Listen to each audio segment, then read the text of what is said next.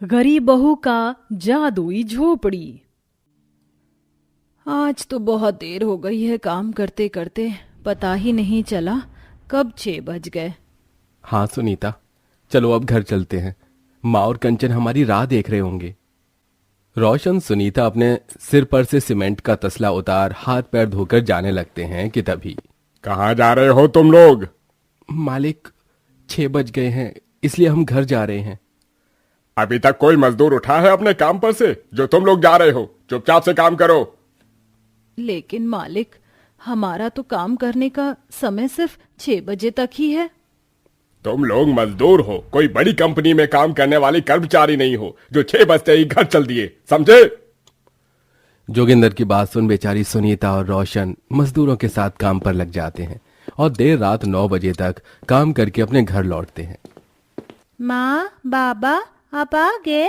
मैं कब से आप दोनों का इंतजार कर रही थी। पता है, दादी माँ की दवाइयाँ भी खत्म हो गई हैं।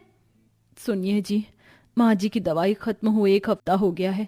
आप सरकारी दवाई खाने से माँ जी की दवाई ले आइए। सुनीता, तुम तो जानती हो कि वहां की दवाइयां कितनी बेकार होती हैं। भगवान ने तो मुझे इतना काबिल भी नहीं बनाया कि मैं अपनी माँ का ठीक से इलाज करवा सकूं।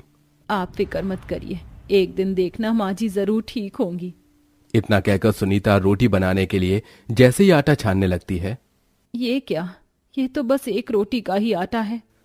1 रोटी का आटा देख सुनीता काफी परेशान होती है, जिसके चलते बेचारी को अब आटे के साथ इसका भूसा मिलाकर रोटी बनानी पड़ती है। ये क्या माँ, आज भी घिए की सब्जी? 2 दिन से हम लोग सिर्फ घिया ही खा रहे हैं। बिटिया, तू तो घर के हालात जानती है ना, हमें एक एक सब्जी 3-3 दिन रखकर खानी पड़ती है। आपको पता है, मेरी उम्र की सभी लड़कियां स्कूल जाती हैं, स्कूल की वर्दी पहनती हैं और बहुत सारी पढ़ाई भी करती हैं। मैं भी उनकी तरह पढ़ाई करना चाहती हूँ। हाँ मेरी बिटिया, तू भी जरूर एक दिन पढ़ाई करेगी और पढ़ लिख कर अपनी जिंदगी में कामयाब होगी, ताकि तुझे हमारी तरह ऐसे मजदूरी करके अपनी जिंदगी ना जीनी पड़े। सुनीता के परिवार में इतनी ज्यादा गरीबी थी कि वो लोग न तो सरला का ढंग से इलाज करवा पा रहे थे और ना ही अपनी 10 साल की बेटी को आज तक स्कूल भेज पाए थे और ना ही 2 वक्त की रोटी खा पा रहे थे। वो सभी एक बस्ती में रहकर अपना सिर छुपाते थे। ये देखो सुनीता, मैं क्या लेकर आया हूँ। पास वाले मंदिर में ही आलू पूरी का भंडारा हो रहा था, तो मैं वहां से हम सबके लिए ये आलू पूरी लेकर आया हूँ। चलो अब जल्दी से घर चलते हैं, न जाने आज कितने समय बाद हम लोग इतनी अच्छी कोई चीज खाएंगे।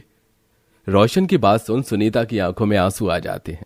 सुनीता और रोशन आलू पूरी लिए घर जाने लगते हैं कि तभी रास्ते में सुनीता को एक सुंदर सी गाय दिखाई देती है जो जोर जोर से आवाज निकाल रही होती है। देखिए ना, ये कितनी सुंदर गाय है, लगता है इसे भूख लगी है। लेकिन हम इस गाय को क्या खिलाएंगे? रोशन की बात सुन सुनीता जल्दी से आलू पूरी में से अपने हिस्से की 2 पूरी निकाल कर उस गाय को खिलाने लगती है। मेरा मन नहीं कर रहा है कि मैं इस गाय को यहीं छोड़ दूं। क्या हम इसे अपने साथ ले जाएं? हमारे पास खुद के खाने के लिए तो कुछ है नहीं, हम भला इस गाय को क्या खिलाएंगे? मैं जानती हूँ, लेकिन आप फिक्र मत करिए, मैं इसे अपने हिस्से की रोटी दे दूंगी, लेकिन इसे भूखा नहीं रहने दूंगी। सुनीता का गाय के प्रति इतना प्यार देख रोशन सुनीता को मना नहीं कर पाता, जिसके बाद सुनीता उस गाय को अपने साथ घर ले आती है और अब वो गाय भी सुनीता के परिवार का एक हिस्सा बनकर उनके साथ रहती है।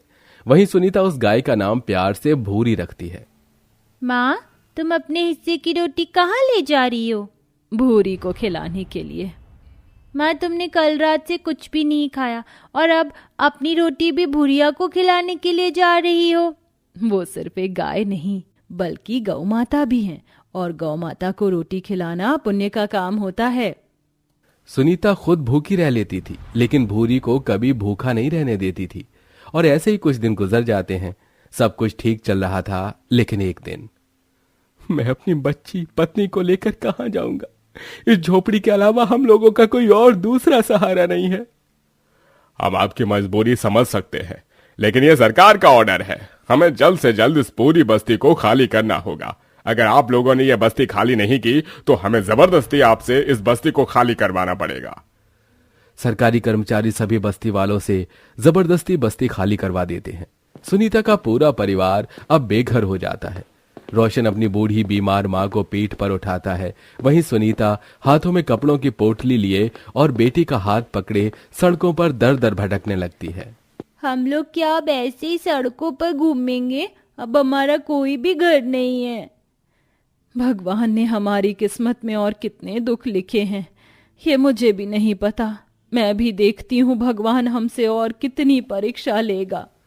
किस्मत और गरीबी का मारा पूरा परिवार एक पेड़ के नीचे बैठ जाता है और भूखे प्यासे उस पेड़ के नीचे अपनी रात गुजारता है।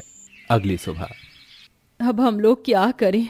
मुझे तो कुछ समझ नहीं आ रहा है। सबसे ज्यादा फिक्र मुझे कंचन और माँ जी की हो रही है।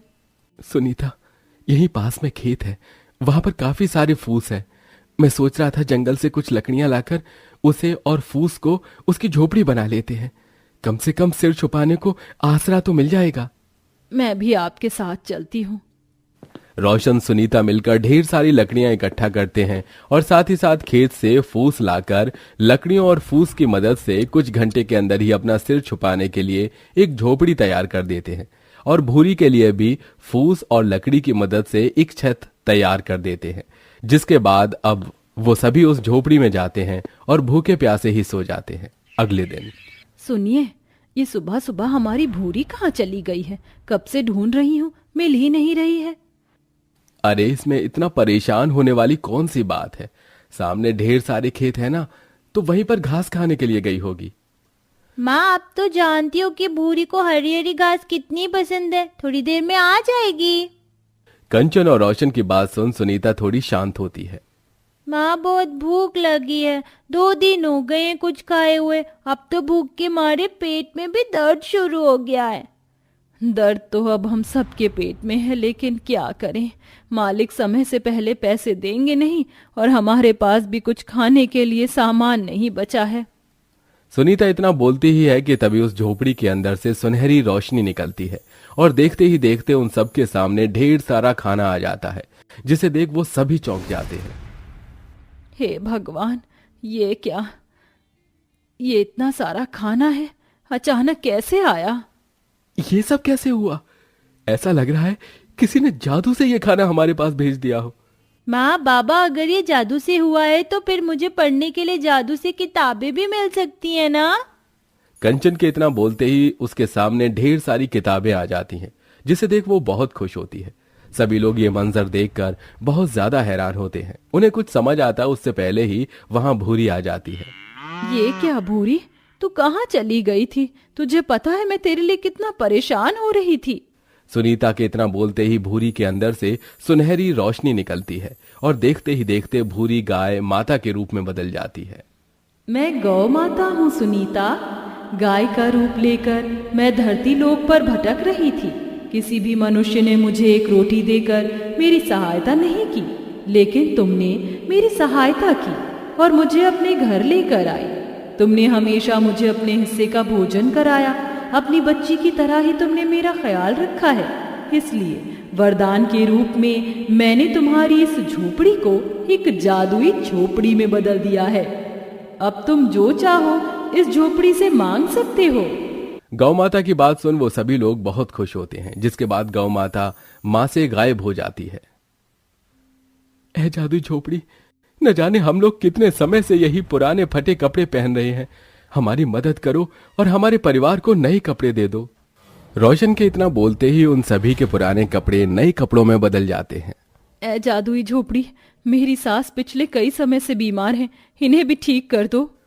सुनीता का इतने बोलते ही सरला अब बिल्कुल ठीक होकर अपने पैरों पर खड़ी हो जाती है।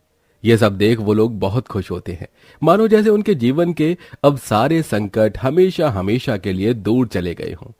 अब वो सभी उस जादुई झोपड़ी की मदद से अपनी छोटी छोटी जरूरत को पूरा करते हैं और साथ ही साथ जादुई झोपड़ी की मदद से एक नया काम भी शुरू कर देते हैं और गौ माता की कृपा से उनके काम में काफी अच्छी तरक्की होने लगती है। वहीं अब वो कंचन को भी एक अच्छे से स्कूल में पढ़ाते हैं। जब हम बेघर हो गए थे तो गौ माता की कृपा से हमें सहारा मिला और अब हमारी जिंदगी पूरी तरह से बदल चुकी है। लेकिन हमारी तरह भी कई ऐसे लोग हैं जिनके पास सर छुपाने के लिए कोई आसरा नहीं है। इसलिए अब हम उस जादुई झोपड़ी की मदद से उन सभी बेसहारा लोगों की मदद करेंगे। सुनीता, मेरे मन में भी कब से यही ख्याल था। अब हम दोनों मिलकर ऐसे लोगों की मदद करेंगे। सुनीता रोशन उस जादुई झोपड़ी की मदद से जिन जिन गरीब और बेसहारा लोगों के पास रहने के लिए कोई आसरा नहीं था, उनके लिए घर बनाते हैं और उनकी जितनी हो सके उतनी मदद भी करते हैं, जिससे गौ माता के साथ साथ सभी देवी देवताओं की कृपा भी अब उन पर बनी रहती है और अब वो सभी एक सुखी जीवन जीते हैं।